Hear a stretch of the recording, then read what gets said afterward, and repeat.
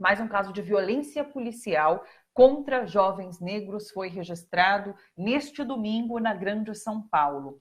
Moradores de Carapicuíba gravaram um grupo de policiais militares dando uma gravata num rapaz de 19 anos e ele desmaiou por 2 vezes. Um dos policiais colocou o joelho no pescoço do garoto, exatamente como ocorreu nos Estados Unidos com o George Floyd. E a gente vai dar uma olhada nesse vídeo agora. Vamos ver.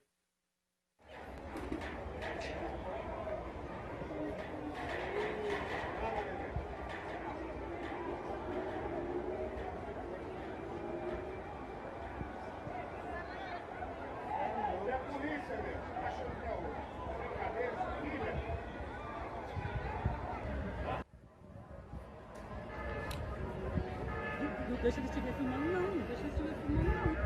Eu ligo. Não deixa de estiver filmando, não.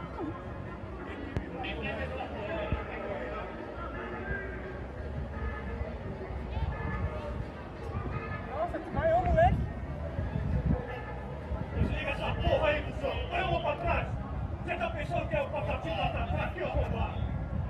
Vai roubar essa perna aí, meu.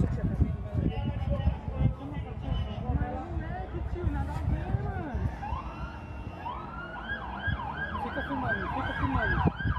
Fica filmando.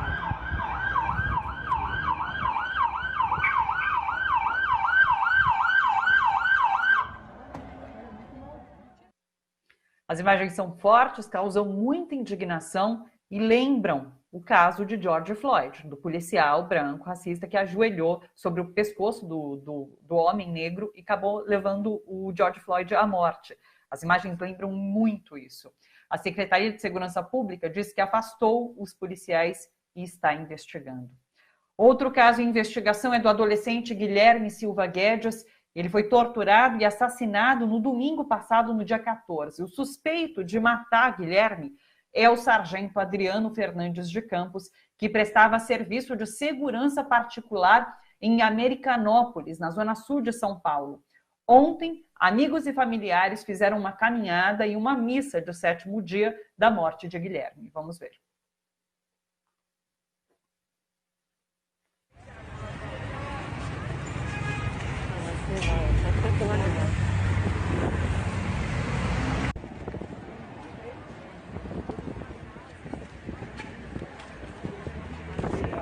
Que mundo é esse tão cruel que a gente vive? A covardia superando a pureza. O inimigo usa forças que oprimem, oprimem. Vou dar a volta aqui, bicho. O amor que a gente sentia por você aqui dentro, ela vai até você. Aê, Guilherme!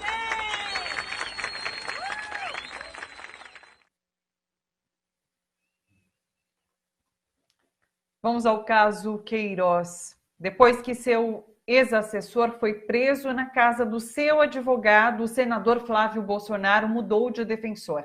Ele fez esse anúncio pelo Twitter. Escreveu o seguinte: a lealdade e a competência do advogado Frederico Wassef são ímpares e insubstituíveis. Contudo, por decisão dele, contra a minha vontade, acreditando que está sendo usado para prejudicar a mim e ao presidente Bolsonaro, deixa a causa mesmo ciente que nada fez de errado.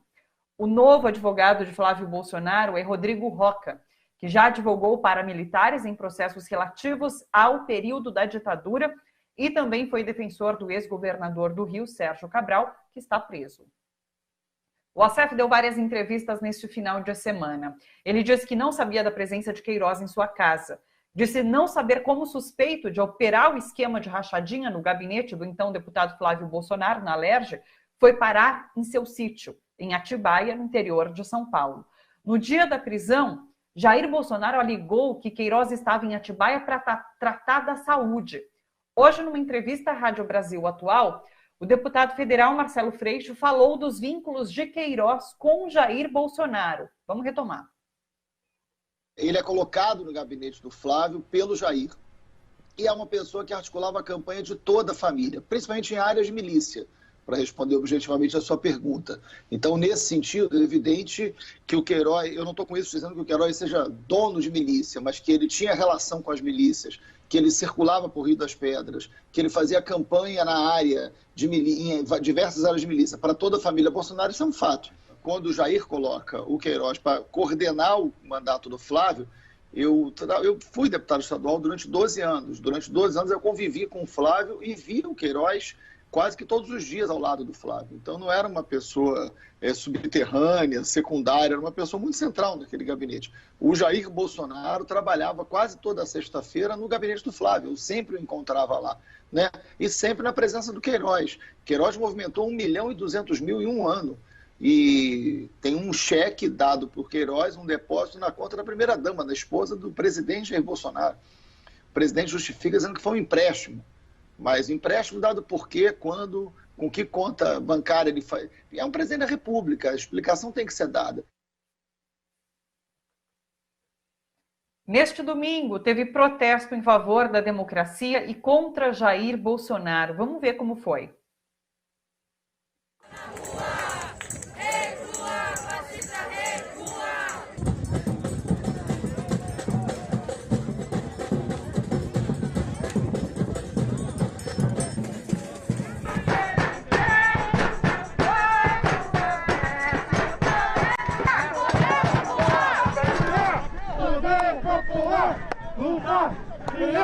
Poder popular!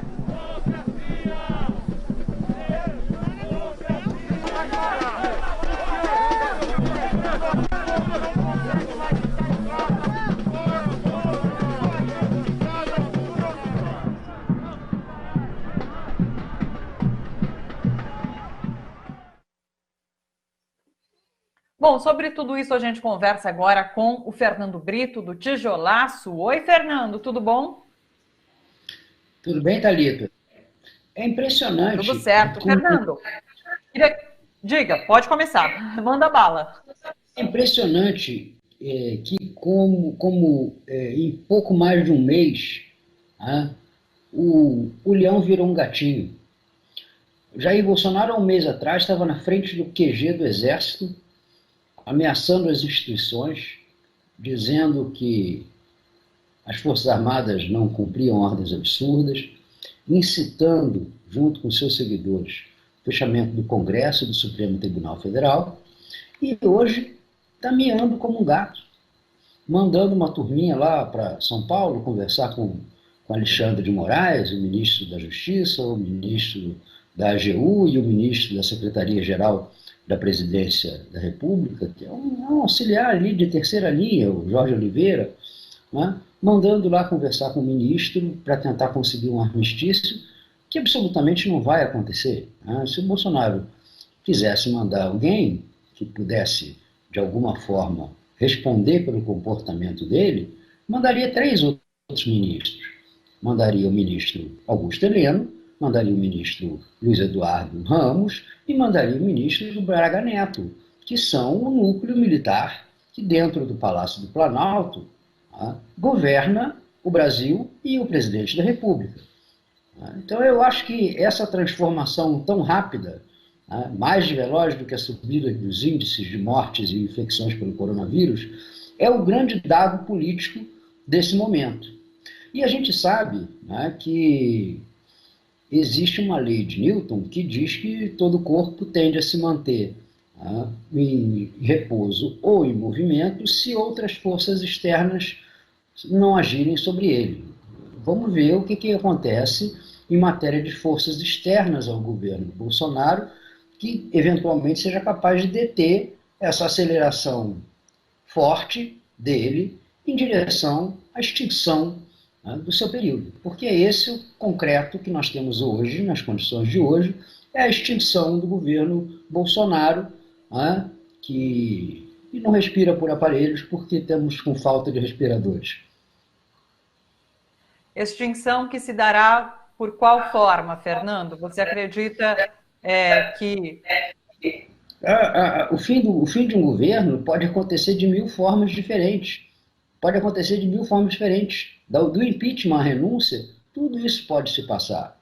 A gente não pode adivinhar como, mas a gente pode aproveitar aquela frase do Eduardo Bolsonaro, que já não dizia que já não era se, mas quando o governo Bolsonaro ia partir para uma tomada autoritária de poderes, eu acho que agora nós temos a mesma assertiva na direção contrária.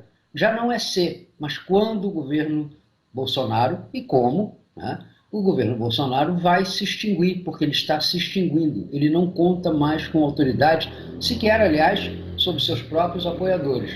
Eu estava escrevendo agora, no Tijolaço, sobre a nota que tem na Folha do manifesto, entre aspas, dos blogueiros bolsonaristas, aqueles que receberam uma fortuna de publicidade do governo, apelando ao presidente da República para que baixe um decreto determinando que os funcionários públicos, leia-se a Polícia Federal, não cumpra as ordens judiciais emanadas do Supremo no inquérito das fake news, porque o Tribunal dos Bolsonaristas decretou que é inconstitucional a apuração sobre as fake news e está estimulando o presidente numa incitação ao crime evidente, que é crime por si, a incitação é crime, e não depende de queixa de ninguém para a Procuradoria da República ou para a Polícia Federal iniciar um inquérito.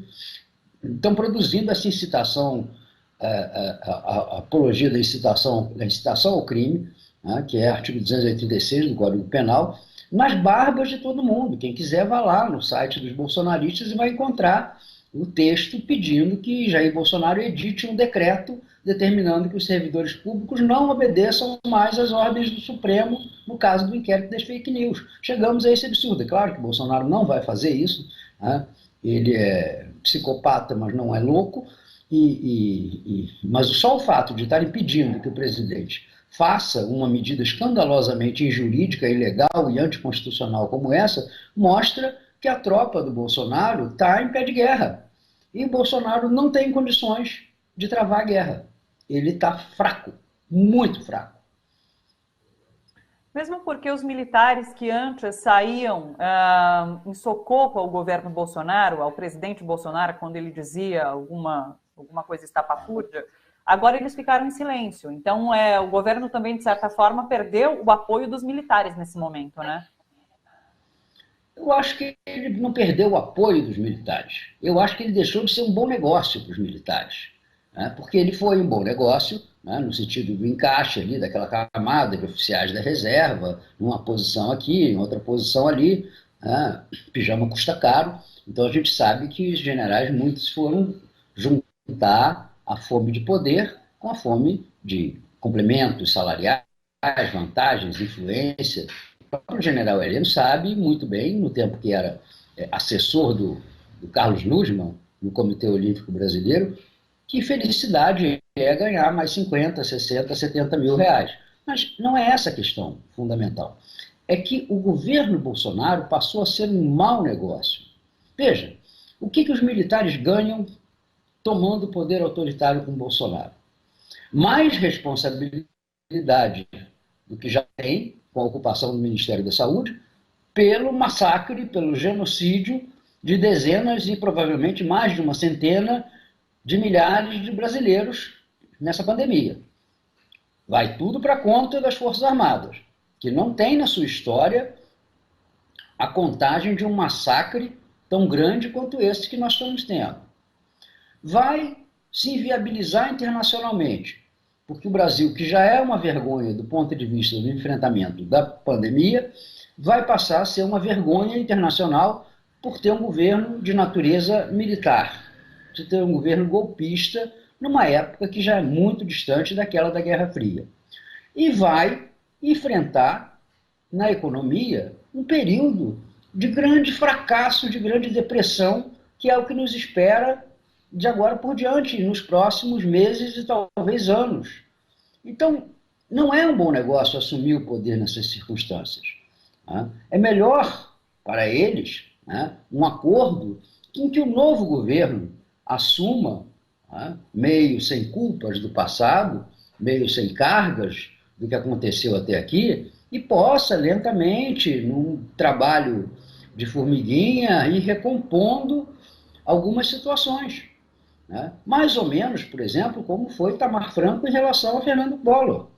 Collor tinha arruinado o país, lançado o país numa baderna, como diria o ministro, ou ex-ministro fugitivo, Van Traub, numa baderna total, tá? E o Itamar assumiu ali low profile, para ir colocando as coisas mais ou menos em ordem e entregou o país num relativo equilíbrio e já com o plano real em funcionamento para o seu sucessor, que foi Fernando Henrique Cardoso, que pessoalmente nada fez senão dar continuidade àquela estabilidade que tinha sido implantada por Itamar Franco. Então eu acho que, do ponto de vista da relação custo-benefício para a imagem das Forças Armadas, ficar num governo de características marcadamente militares, autoritárias, intervencionistas, nesse momento, é só prejuízo. Afinal, porque o Messias que está lá, quem pariu foram eles, certo? Lembremos que o general Vilas Boas franqueou, no período da campanha eleitoral, a entrada subversiva, antidisciplina, anti-hierarquia de Jair Bolsonaro em tudo quanto foi escola militar, academia, quartel. Ele era arroz de festa, e onde tocava uma corneta, lá estava Jair Bolsonaro para fazer a sua demagogia, sob os auspícios do comandante do Exército, Eduardo Vilas Boas, nas barbas da República. Agora, Bolsonaro é cria deles, e eles têm que se desvencilhar de Bolsonaro. Talvez numa estratégia tipo essa do Vacef. Não fizemos nada, o Bolsonaro não é nosso. Bolsonaro, não sei como ele apareceu no Palácio do Planalto. Pois é. Eu queria te ouvir também, Fernando, em relação a Weintraub, Abraham Weintraub, que pediu demissão, foi demitido do Ministério da Educação. Quem? Pois é, quem? Abraham Weintraub, que foi para os Estados Unidos, não se sabe como, talvez com passaporte diplomático, porque a exoneração não tinha saído até então, mas tudo muito nebuloso. E ele saiu do ministério dizendo, inclusive, que o primeiro passo seria ir para os Estados Unidos. Ele declarou que estaria fugindo, porque é investigado aqui no país. Olha, eu sou suspeito para falar do senhor Weintraub, porque, afinal de contas, eu estou sendo processado por ele. Ele, a certa altura, foi debochar dos ex-presidentes Lula e Dilma, numa comparação grotesca com aquele incidente lá do tráfico de cocaína no avião presidencial, e ele disse, mas esse avião já transportou droga, e o Lula, e a Dilma. Eu simplesmente transcrevi o que ele havia dito, e ele achou que eu estava injuriando por ter dito que ele tinha uma mente pornográfica. Ele, de fato, tem uma mente obscena. Porque só quem tem uma mente obscena, depois de passar semanas se arrogando o grande valente, o grande enfrentador, o homem que de peito aberto arrostava os perigos e os processos judiciais em defesa de Jair Bolsonaro, no que perde a imunidade de ministro, rapa fora, correndo para os Estados Unidos antes que o detivessem aqui para verificar as suas responsabilidades na declaração de que os ministros supremos, aqueles vagabundos, deveriam ser todos mandados para a cadeia. Então, esse tipo de personagem, olha, isso não dá uma notinha de rodapé na história. Isso vai ficar igual aquele Barreto Pinto, que era um deputado moralista, que uma vez vaidoso foi dar uma entrevista, se eu não me engano, para o Cruzeiro, e o fotógrafo, muito malandro, disse para ele que bastava ele vestir a casaco, o fraque, para aparecer na foto, e tirou a foto dele de corpo inteiro. E ele estava de cuecas. A foto foi publicada e nós vimos o retrato do moralista de cuecas. Agora nós estamos vendo o retrato do valente fugitivo. Eu conversei ontem com o Marcelo Uchoa, da BJD, da Associação Brasileira de Juristas pela Democracia, e ele foi mais taxativo ao falar sobre Weintraub. Falou que é um frouxo, que realmente, como você disse, enfrentou e saiu fugido depois. Pois é, né? É aquele famoso, me segura, senão eu vou abrir. Isso é o retrato do bolsonarismo. O bolsonarismo é um bando de valentes frouxos. Um bando de valentes frouxos. Eles ameaçaram,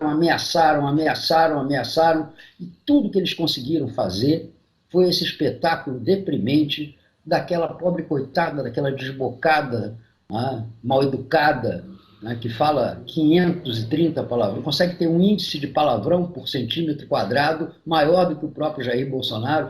Né? É isso que eles produziram. A heroína deles é uma moça Sara Inverno. Né? O herói deles é o Valente Fujão. Então, é isso. E me admira que os militares brasileiros, tá bom, que é uma camada de militares que nunca ouviu o barulho de uma bala passando perto, né? Mas que os militares brasileiros tenham se associado a esse tipo de gente, sabe? A essa coisa desqualificada. Pelo amor de Deus, olha, é inacreditável. É inacreditável. Os militares brasileiros, né, podiam ser chamados de qualquer coisa, menos, salvo um ou outro, né, Dutra, Costa e Silva, né, menos de burros. Né, menos de burro. Né. Não era essa a característica das Forças Armadas brasileiras. Dessa vez, só dá, até por piedade, né, de chamar de burra a visão política que tiveram, achando que Jair Bolsonaro ia ser o cavalo de Troia para que os militares chegassem ao poder no Brasil. Pelo amor de Deus, não é? O Bolsonaro não é um cavalo de Troia, só é um cavalão no apelido que tinha quando era militar da ativa, porque em matéria de equino, as espécies a com quem ele mais se identifica são outras, né? São outras. Menos férteis e mais trabalhadeiras, aliás. Fernando, muito obrigada. Sempre bom conversar com você. Um beijo grande, até a próxima. Tchau para todo mundo que assiste a TVT, cada vez melhor. Obrigado.